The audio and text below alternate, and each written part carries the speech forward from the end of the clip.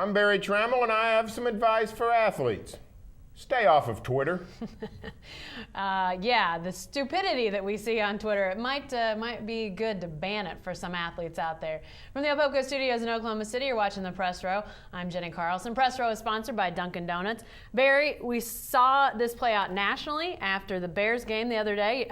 Maurice Jones-Drew talking some trash against Jay Cutler. And then a day after Tony Jefferson and Kenny Stills are arrested, Tony Jefferson on his Twitter account saying, "Scared of nothing." Believe that is what he says on his Twitter account.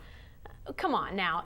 Some of this stuff somebody needs to knock some sense into some people, don't they? Well, what people don't realize, and it's sort of what we learned, and some people still are learning, when the internet and email first came out, is people like to say things on the internet that they would never say in real life.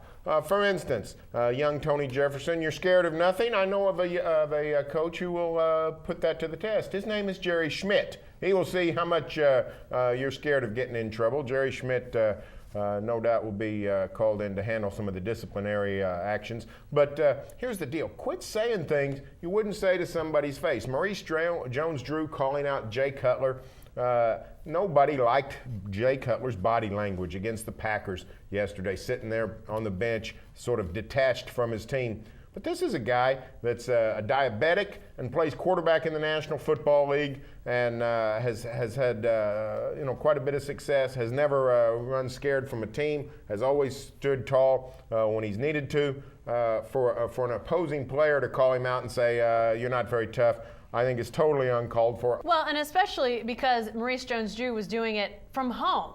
He plays for a team that didn't make the playoffs. And so for him to be calling out a guy that got his team to the conference championship game and to be questioning his toughness, Maurice Jones-Drew saying, hey, I played on a bad knee all year. Hey, we get it. NFL athletes really play hurt pretty much all the time. There's really not a time that an NFL player goes into a game without some sort of ache or pain that they're battling through. We get that, but you're sitting at home, Maurice. Let this guy heal both his knee and his psyche after a game that the Bears failed to win.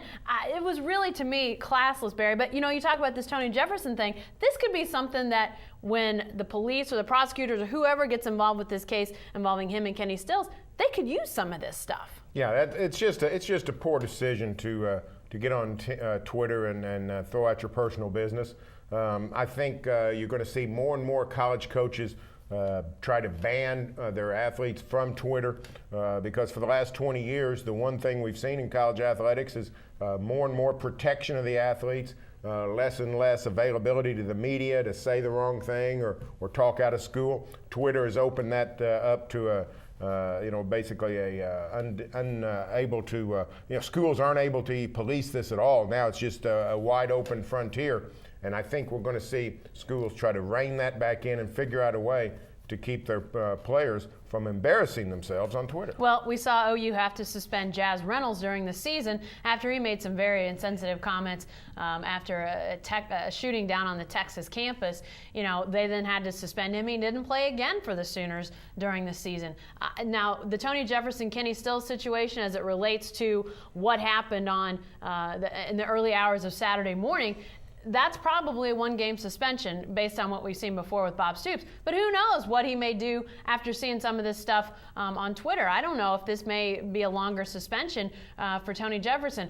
I think that if colleges and pro teams, if they want to see what can be done positively through social media, check out what the Thunder does. A lot of Thunder players are on Twitter, and I think it has really helped connect these guys to a larger audience. I follow a lot of those guys on Twitter. I rarely see anything that's out of school, that's out of place, but they allow themselves, but they're themselves on there to a large degree, and that, you get to hear a little bit about what they're doing during the day. If they're going to the mall, if they're taking a nap, some of it you may not want to know.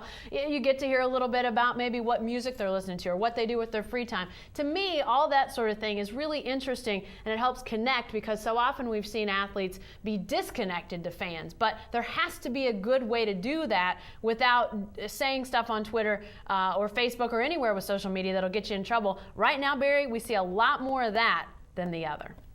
I stay with the best coverage team anywhere at newsok.com and every day in the Oklahoman.